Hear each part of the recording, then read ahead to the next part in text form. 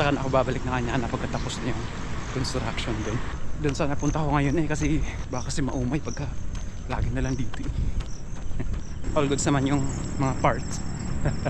Maliban sa legs, parang ayaw ko nang bumalik ng gym. Doon sa mga nag-step out pa lang or doon sa mga kagaya kong baguhan pa lang dito sa running era ba tawag.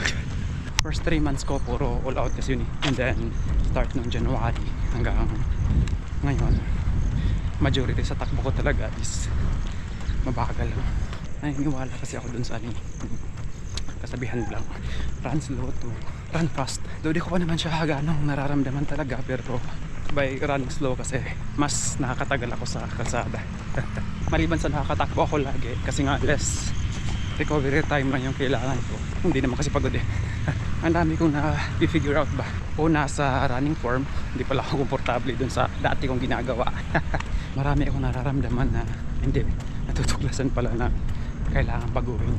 And then habang tumatagal na nagpi-pick up ko ng speed, nadadala ko na rin siya.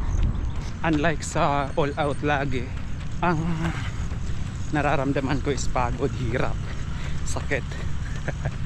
So hindi ko gaano napapansin yung mga mali sa ginagawa ko ba. Mahirap baguhin para sa akin. Halimbawa yung running form pag naka all out lagi kasi naghahabol ka eh. And then pagdating sa Strava, halimbawa morning run na rin, evening run. Wala na explanation. Karamihan kasi sa mga nakafollow sa'yo, promise, wala yung pakialam sa data mo.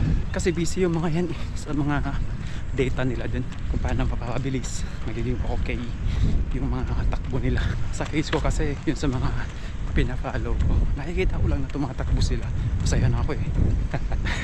No need to explain as long as nag-show up tayo. Sorry. Alam ko naman na wala pa ako sa lugar, pero business experience naman yan. We're done, I think. Sobra na.